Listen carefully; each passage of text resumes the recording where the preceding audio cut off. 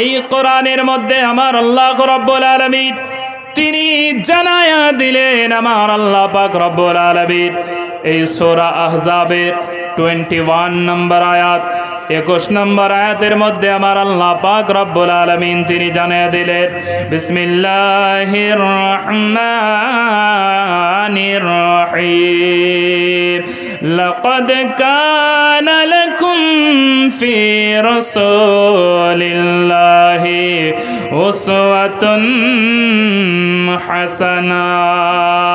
আমার আল্লাহ পাক রব্বুল আলামিন তিনি জানিয়ে দিলেন, নিশ্চয় আমার নবীর চরিত্র, নিশ্চয় আমার নবীর আদর্শ তোমাদের জন্য নমুনা। তোমাদেরকে নবীর আদর্শ মেনে চলা লাগবে।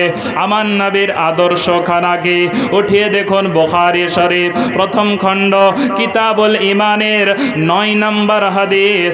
রাসূল পাক সাল্লাল্লাহু তাআলা আলাইহি ওয়াসাল্লাম তিনি জানায় দিলেন, আল ঈমানু বিদ'উ ওয়া সাবউনা শু'বাতান ফাআফজালুহা লা ইলাহা ইল্লাল্লাহ।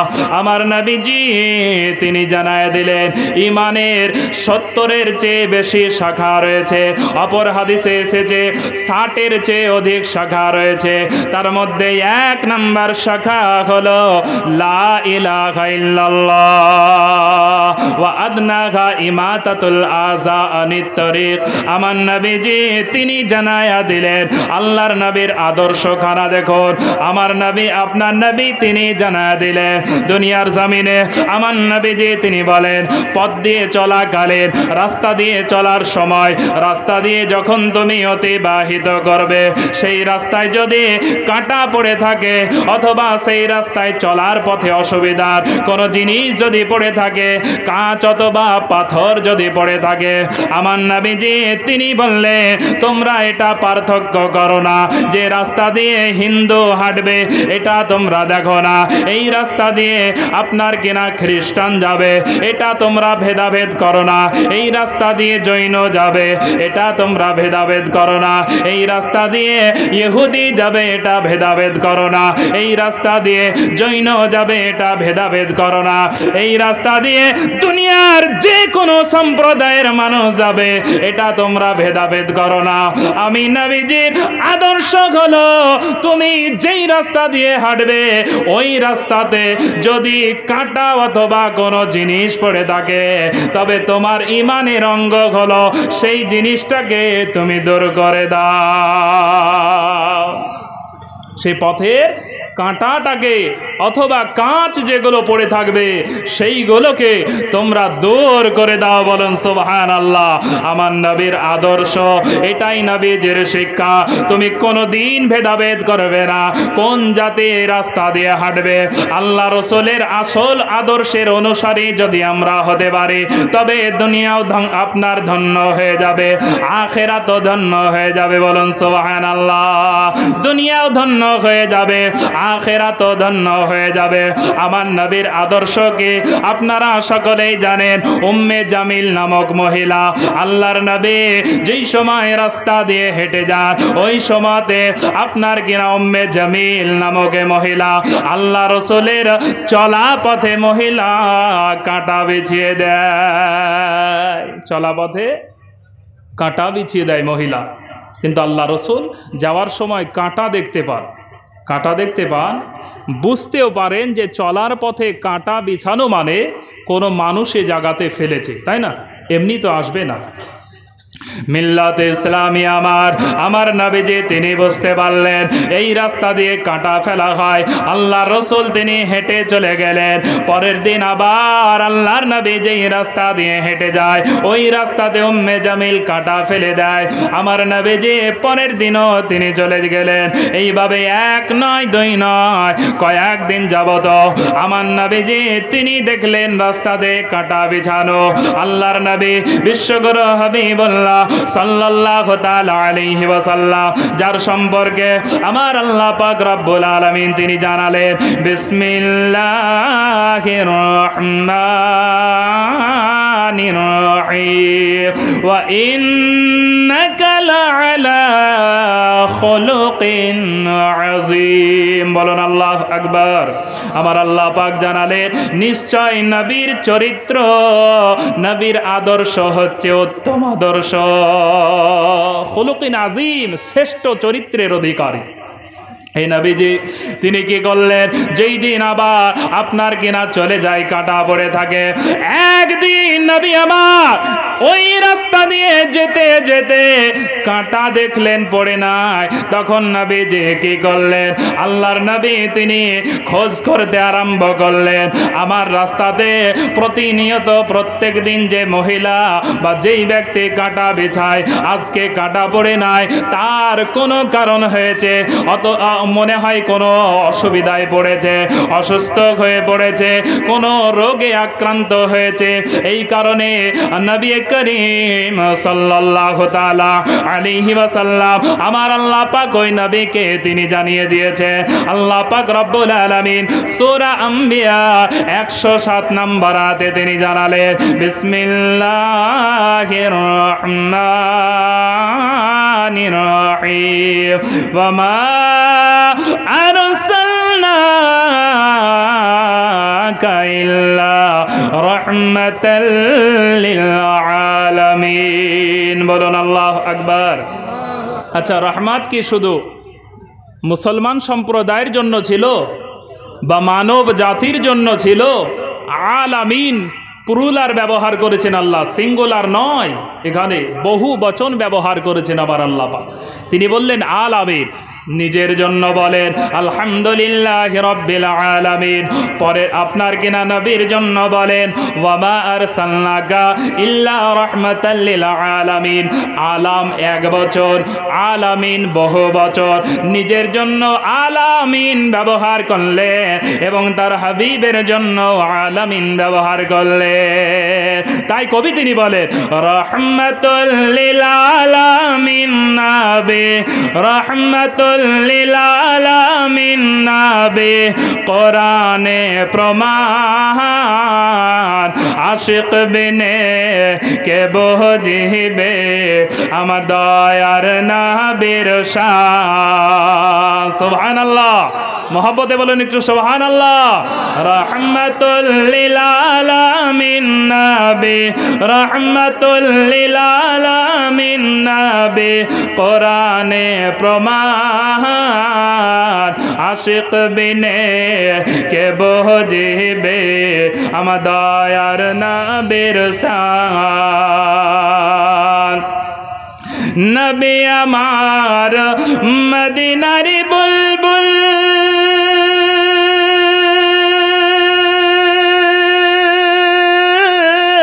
আমার আল্লাহ ভালোবেসে নামটি দিলেন হাবিবে রাসূল।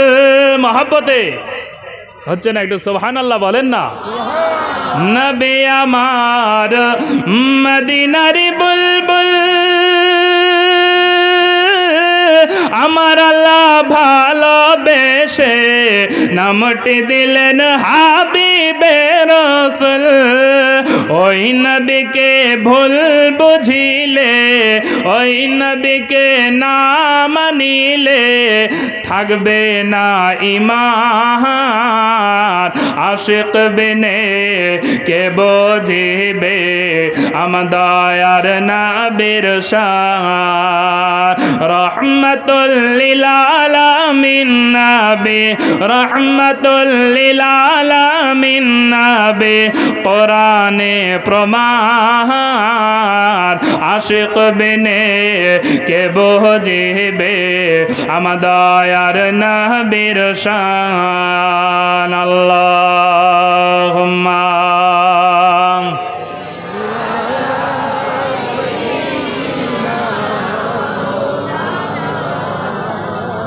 মুহাম্মদ ওয়া আলা আলি সাইয়্যিদিনা মুহাম্মদ সাল্লাল্লাহু আলা মুহাম্মাদিন मोहम्मद हरदम ज़बान से निकालो पाक नबी मोहम्मद हरदम ज़बान से निकालो शफियाना मोहम्मद सल्लल्लाहु ताला अलैहि वसल्लम। मिल्लात इस्लामी আমার বলতেছিলাম রসুলে পাক তিনি শুধুমাত্র এই দুনিয়ার মানুষের জন্য রহমত নয়, বরং টোটাল ওয়ার্ল্ডের জন্য এবং আল্লাহ টোটাল সৃষ্টি জগতের জন্যই তিনি রহমত। বলুন সুবহানাল্লাহ। টোটাল জগতের জন্য তিনি রহমত এ নবী। তাই তো যে রাস্তায় উম্মে জমিল কাঁটা বিছিয়ে দেয়, সেই নবী তার খোঁজ করেন যে আজকে কাঁটা বিছায়নি, তার মানে উম্মে জামিল নিশ্চয় অসুস্থ হয়েছে। মিল্লাতে ইসলামী আমার আপনার আমার নবী তিনি কি করলেন? খোঁজ করে উম্মে জামিলের বাড়ির দিকে যেতে আরম্ভ করলেন। আল্লাহর নবী বিশ্বগুরু হাবিবুল্লাহ সাল্লাল্লাহু তাআলা আলাইহি ওয়াসাল্লাম তিনি খোঁজ করে উম্মে জামিলের বাড়ির দিকে গেলেন। যাবার পরে তিনি খোঁজ নিয়ে দেখলেন যে তিনার রাস্তায় ওই মহিলাই কাঁটা বিছাতেন। আমার নবীজি যাওয়ার পরে আপনার কিনা ডাক দিয়ে বলেন, হে উম্মে জামিল তুমি কি অসুস্থ রয়েছ? তুমি আমার রাস্তায় কেন কাটা বিছাওনি আজকে? ওই উম্মে জামিল তিনি আল্লাহর নবীর আদর্শ দেখে, আল্লাহর নবীর ব্যবহার দেখে, আল্লাহর নবীর আপনার কিনা আখলাক দেখার পরে উম্মে জামিল নবীজিকে ডেকে বলে, ইয়া রাসূলুল্লাহ, ইয়া হাবিবাল্লাহ, দুনিয়ার জমিনে অনেক মানুষ আমি দেখেছি, তবে আপনার মতো একটাও দেখিনি যার রাস্তায় কাঁটা বিছিয়ে দিলাম আমি। ওই নবী আপনি আমার খোঁজ নিতে এলেন, ওই নবী আপনি আমার খোঁজ নিতে এলেন। উম্মে জামিল তারপরেও সে হেদায়াত হলো না, কারণ হেদায়াতের একমাত্র মালিক হলো আমার আল্লাহ। কে মালিক? আল্লাহ পাক রব্বুল আলামিন তিনি হলেন মালিক। তাই বলেন আল্লাহ রব্বুল আলামিন তিনি জানাচ্ছেন, ইউদিল্লু বিহি কাসীরা ওয়া ইয়াহদি বিহি কাসীরা। আমার আল্লাহ পাক রব্বুল আলামিন যাকে তিনি হেদায়াত করবেন সেই ব্যক্তি হেদায়াত হবে, আর যাকে আমার আল্লাহ হেদায়াত চাইবে না সেই ব্যক্তি কোনোদিন হেদায়াত হবে না। হবে নবীর আদর্শ দেখে, ব্যবহার দেখে প্রশংসাটা করলেন, কিন্তু ঈমান নিয়ে আসলেন না, ঈমান নিয়ে আসলেন না।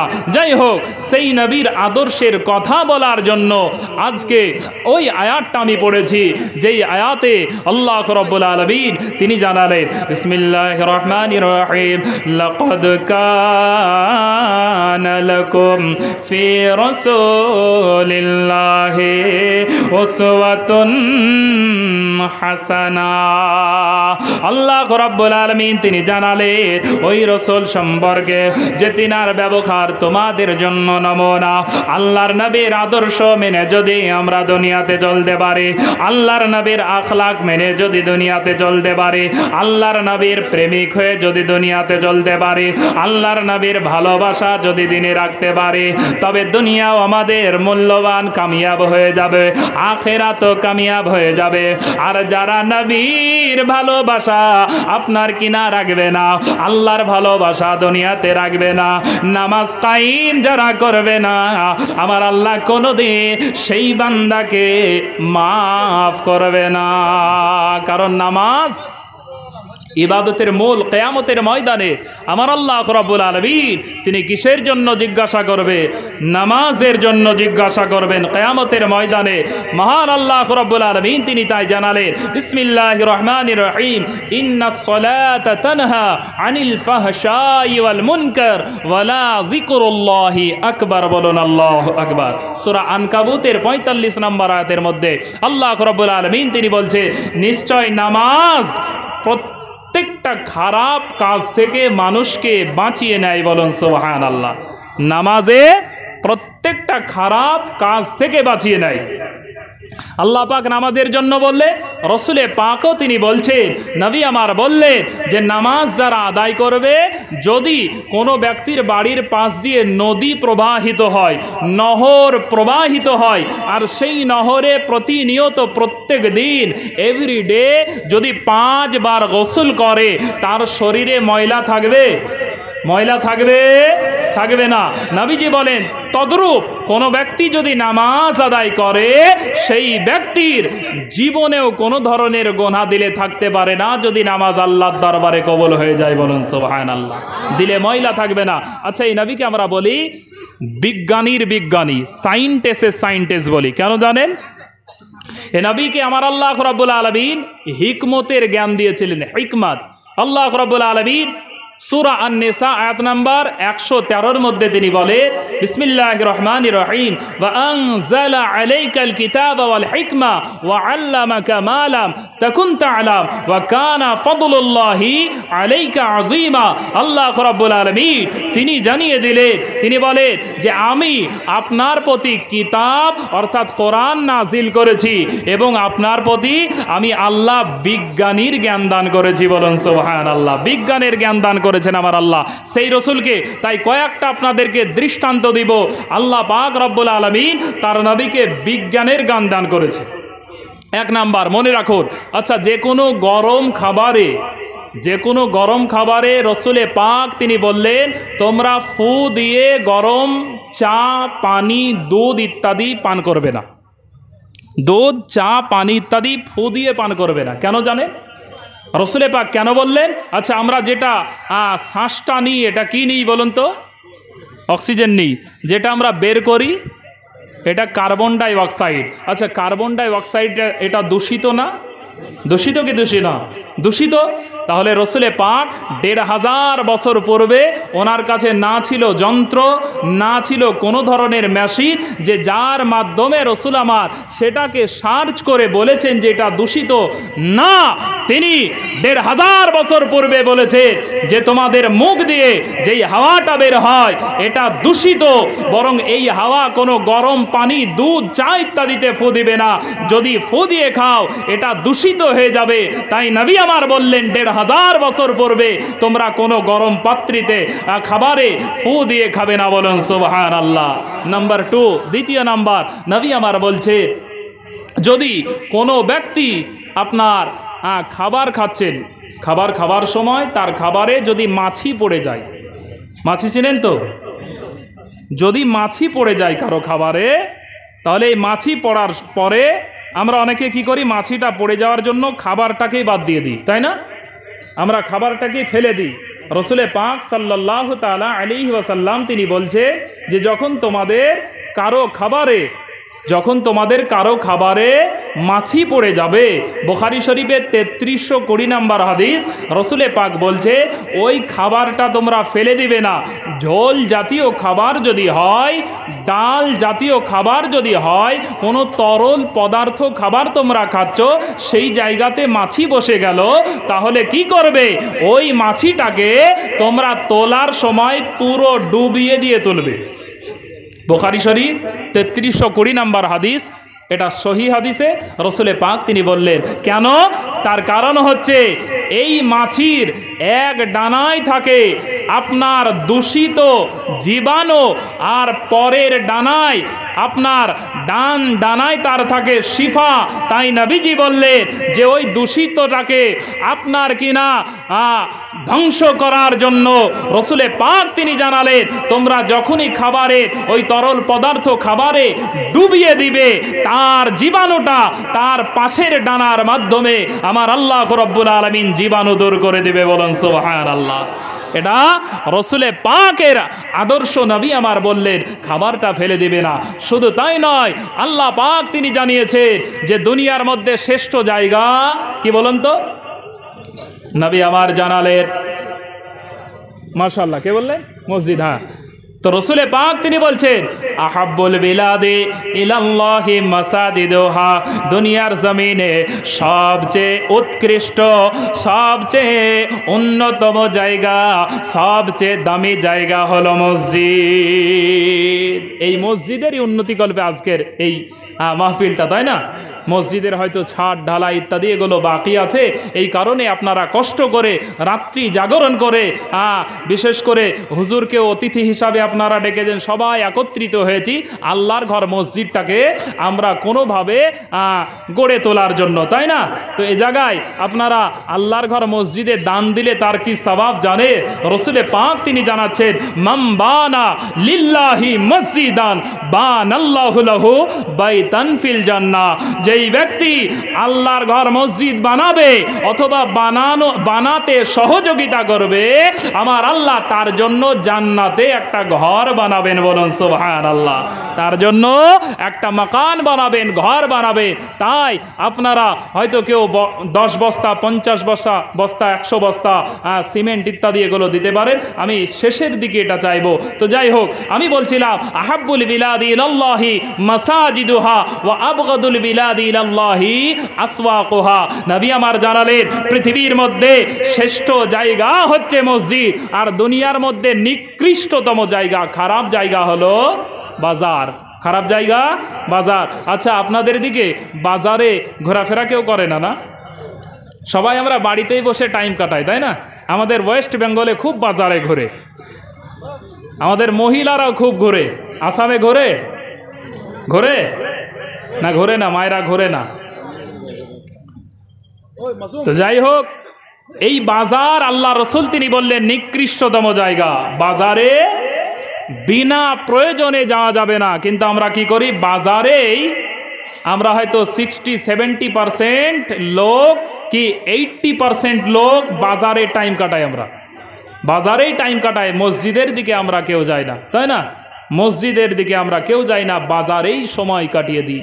তো যাই হোক, রসুলে পাক তিনি বলছেন যখন তোমরা মসজিদে প্রবেশ করবে, মসজিদে যখন প্রবেশ করবে, আচ্ছা আমরা মসজিদে ঢোকার সময় কোন পা দিয়ে ঢুকি? ডান পা দিয়ে, তাই না? আচ্ছা, ঢোকার সময় কি বলে ঢুকি? মাশাআল্লাহ, আপনারা তো সকলেই জানেন মনে হচ্ছে, সবাই জানেন আলহামদুলিল্লাহ। কি বলে ঢুকি? বিসমিল্লাহি ওয়াসসালাতু ওয়াসসালামু আলা রাসূলিল্লাহ আল্লাহুম্মা ইফতাহ লি আবওয়াব রাহমাতিকা, তাই না?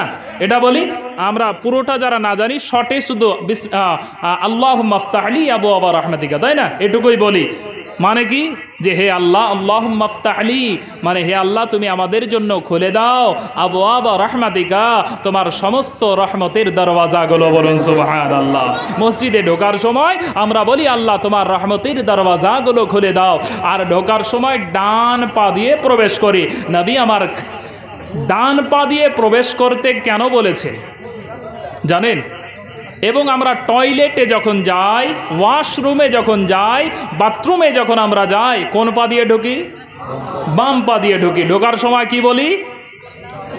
আল্লাহুম্মা ইন্নী আউযু বিকা মিনাল খুবুসি ওয়াল খাবাইস, তাই না?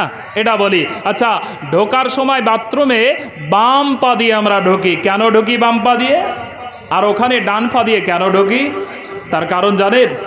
আল্লাহর নবী বিশ্বগুরু হাবিবুল্লাহ সাল্লাল্লাহু তাআলা আলাইহি ওয়াসাল্লাম তিনি জানায়া দিলেন, আমার নবী তার পবিত্র জবানে তিনি জানায়া দিলেন, যখন কোনো বান্দা মসজিদে ঢুকবে তখন ডান পা দিয়ে প্রবেশ করবে, আবার বের হওয়ার সময় বাম পা দিয়ে বের হবে, আর ঢোকার সময় দোয়াটা পাঠ করবে আল্লাহুম্মা ইফতাহ লি আবওয়াব রাহমাতিকা, আর বের হওয়ার সময় আল্লাহুম্মা ইন্নী আসআলু মিন ফাদলিক, এই বলে বের হবে বাম পা দিয়ে। আর বাথরুমে ঢোকার সময় বাম পা আগে দেবে এবং দোয়া পড়ে ঢুকবে, এবং বের হওয়ার সময় ডান পা বের করবে, দোয়া পড়ে বের হবে। আল্লাহর নবী তিনি কেন বললেন ডান পা দিয়ে ঢুকতে? তার কারণ খানা শুরু। আমার নবী আপনার নবী তিনি জানায় দিলে দুনিয়া জমিনে পৃথিবীর মধ্যে শ্রেষ্ঠতম জায়গা হচ্ছে মসজিদ।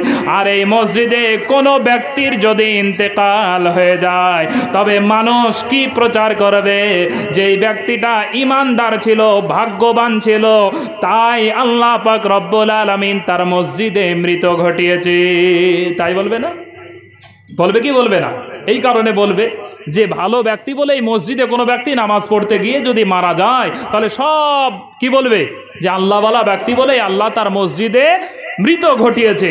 তো নবী আমার বললেন, কোনো বান্দা যখন নামাজের উদ্দেশ্যে যাবে মসজিদে, ডান পাটা সবে মাত্র প্রথম ধাপ দিয়ে দোয়া পড়তে পড়তে ডান পা দিয়েছেন আর বাম পা বাইরে আছে, ইন দ্য মেইন টাইম তার ইন্তেকাল হয়ে গেল, তার ইন্তেকাল হয়ে গেল।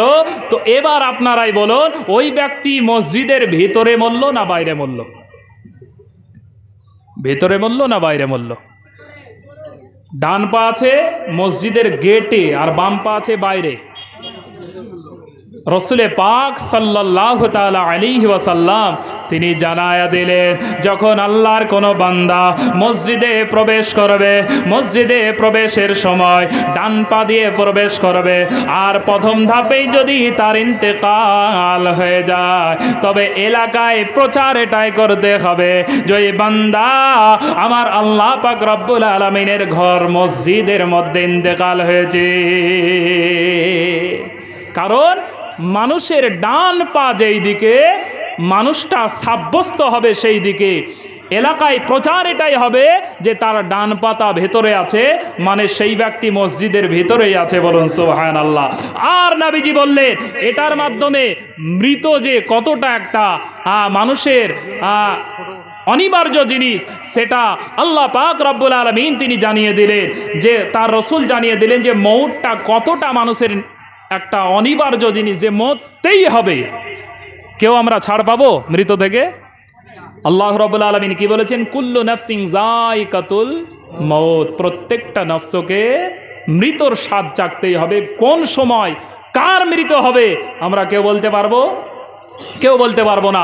তাই নবীজি বললেন তোমরা এটা যখনই বাথরুমে ঢুকতে যাবে বাম পা দিয়ে, আর সেই বাথরুমের ফার্স্ট ধাপে পা দিয়েই তোমার বাম পা বাথরুমে আর ডান পা আছে বাইরে, ব্যতিক্রম তোমার যদি ইন্তেকাল হয়ে যায় তবে তুমি বাথরুমে নয় বরং তোমার ইন্তেকাল ঘটেছে বাথরুমের বাহিরে দুনিয়াতেই। বলুন সুবহানাল্লাহ। এই কারণে নবী আমার তিনি বললেন তোমরা বাম পা দিয়ে ঢুকবে। যাই হোক, নবী আমার সাইন্টিস্ট, যার প্রমাণ আরো একটা আপনাদেরকে দেব। যদি আমাদের হাঁচি উঠে, হাঁচি ওঠার সময় আমরা কি বলি? আলহামদুলিল্লাহ বলি না? এদিকে তাকান একটু, এদিকে। হাঁচি ওঠার সময় কি বলি? আলহামদুলিল্লাহ। আচ্ছা, আলহামদুলিল্লাহ শব্দের অর্থ কি? সমস্ত প্রশংসা আল্লাহ পাকের জন্য, সমস্ত প্রশংসা আল্লাহর জন্য, তাই না? আচ্ছা, এটা কখন আমরা বলি? ভালো থাকি, ভালো খাই, কোনো ভালো থাকার সময় এটা আমরা ইউজ করি, ব্যবহার করি। তো আলহামদুলিল্লাহ হাঁচি ওঠার সময় কেন আমরা বলি? আলহামদুলিল্লাহ হাঁচি ওঠার সময় আমরা কেন বলি? সেটাও নবী আমার বিজ্ঞানীর বিজ্ঞানী, গবেষকের গবেষক, সাইন্টিস্ট, ডক্টরের ডক্টর নবী তিনি জানায় দিলে যখন কোনো মানুষের কোনো রগে রক্ত সঞ্চালন হতে গণ্ডগোল হয়ে যায়, তার রক্তে যদি সঞ্চালন হতে চলতে গণ্ডগোল হয়ে যায়, আমার আল্লাহ তৎক্ষণিক তার হাঁচির মাধ্যমে ঝাটকা দিয়ে তার শরীরের রগগুলো দিয়ে আমার আল্লাহ মুহূর্তের মধ্যে আবার রক্ত প্রবাহিত করে দেয়। বলুন সুবহানাল্লাহ। হাঁচির মাধ্যমে রক্ত প্রবাহিত করে দেয়। তাই সেই নবীকে আমরা বলি বৈজ্ঞানিকের বৈজ্ঞানিক। সেই নবীজির আদর্শ আমাদের মানা লাগবে কি লাগবে না? লাগবে কি লাগবে না? একজন সাহাবী যার ওয়াকে আমি বলবো, কোরআনে একজন সাহাবীরই নাম আছে, বাকি কোনো সাহাবীর নাম নাই। বলতে পারবেন? উলামায়ে কেরাম বলবেন না? স্টেজের সামনে যিনারা বসে আছে আপনারা কেউ বলুন তো, কোরআনে একজন সাহাবীর নাম আছে, একজন, বাকি সাহাবীর নাম নেই। এ সাহাবীটার নাম কেউ বলতে পারবেন সামনে থেকে? উলামায়ে কেরাম বলবেন না, ওনারা তো জানেন। তো যাই হোক, আমি বলে দিচ্ছি, আল্লাহ রাব্বুল আলামিন কোরআনে একজন নবীরই নাম দিয়েছে, সেই নবী আপনার সাহাবীর নাম দিয়েছে, যে সাহাবীর নাম হলো হযরতে যায়েদ রাদিয়াল্লাহু তাআলা আনহু। বলুন সুবহানাল্লাহ। যাকে নবীজি পালক পুত্র বানিয়েছিলেন। কি বানিয়েছিলেন? পালক পুত্র। হযরতে যায়েদের একটু ইতিহাস তুলে ধরবো, তার পূর্বে মহব্বতে একবার আমরা দরুদ শরীফ পড়ে নিই। আল্লাহুম্মা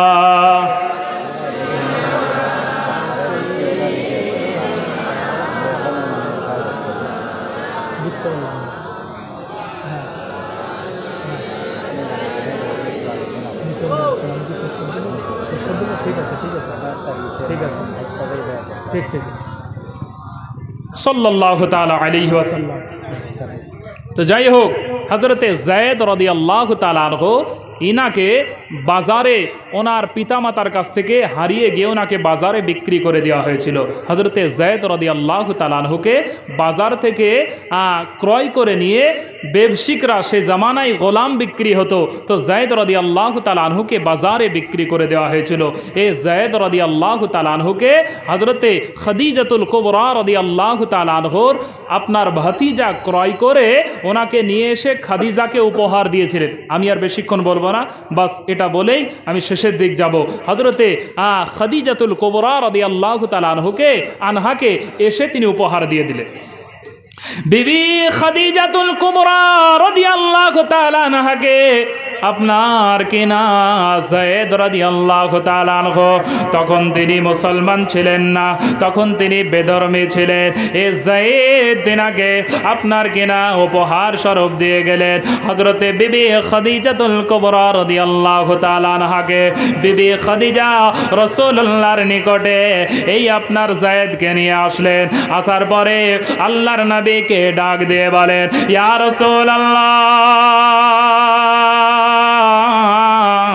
ইয়া হাবিবাল্লাহ, নবী গো, এই যে একজন বাচ্চাকে পাওয়া গিয়েছে, একজন বালককে পাওয়া গিয়েছে, আমার ভাতিজা হাকিম আমাকে আপনার কিনা উপহার স্বরূপ দিয়ে গিয়েছে, তাই আমি আমার জন্য রাখতে চাই না, এই যায়েদকে আমি আপনাকে উপহার দিতে চাই।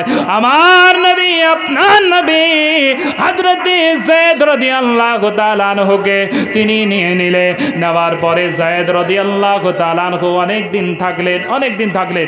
যায়েদ রাদিয়াল্লাহু তাআলা আনহু রাসূলুল্লাহর কাছে থাকলেন। পিতামাতার কাছে খবর চলে গিয়েছে যে আমাদের ছেলে মক্কা আব্দুল্লাহর সন্তান মুহাম্মদে আরবির বাড়িতে আছে, আমরা নিতে যাব। আমি লম্বা করব না, যেহেতু আমার টাইম শেষ, ওনাকে দিয়ে দেব। তো হযরতে যায়েদ রাদিয়াল্লাহু তাআলা আনহুর পিতামাতা এসেছেন রাসূলে পাকের কাছে নেওয়ার জন্য।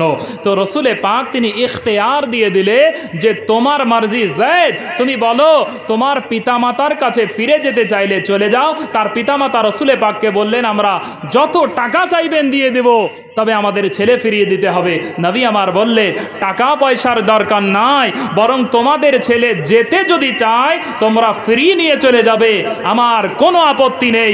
নবী আমার যখন এই কথা বললে, যায়েদকে তার পিতা এবং তার চাচা সঙ্গে এসেছিলেন, তারা দুইজন এক সাইডে নিয়ে যেয়ে বলে, হে যায়েদ, তুমি বলো আমাদের সঙ্গে যাবে কিনা বলো। হযরতে যায়েদ রাদিয়াল্লাহু তাআলা আনহু তিনি বলেন, হে আমার পিতা, হে আমার চাচা জান, শুনুন, আমি ওই নবীকে ছেড়ে আপনাদের কাছে যেতে পারবো না। যায়েদ রাদিয়াল্লাহু তাআলা আনহুকে তার পিতা এবং চাচা তারা দুইজন বলে যে, হে যায়েদ, শুনে নাও, তুমি কি আজাদির জিন্দেগি ছেড়ে গোলামির জিন্দেগিকে প্রাধান্য দিচ্ছ? হযরতে যায়েদ রাদিয়াল্লাহু তাআলা আনহু তিনি বলে, আমার জীবনে এই নবীর সঙ্গে যতদিন আমি থেকেছি, এই রাসূলের সঙ্গে যতদিন আমি থেকেছি, আমার নবীজির জীবনেও আমি কোনো ত্রুটি পাইনি, কোনো ভুল আমি পাইনি। তাই রাসূলের কথা বেদে, পুরাণে, ত্রিপিটকে, মহাভারতে, বিভিন্ন জায়গাতে এই নবীজির প্রশংসা আছে। তো যাই হোক, আমি আর আলোচনা এগিয়ে যাব না, আমি ইতি করছি।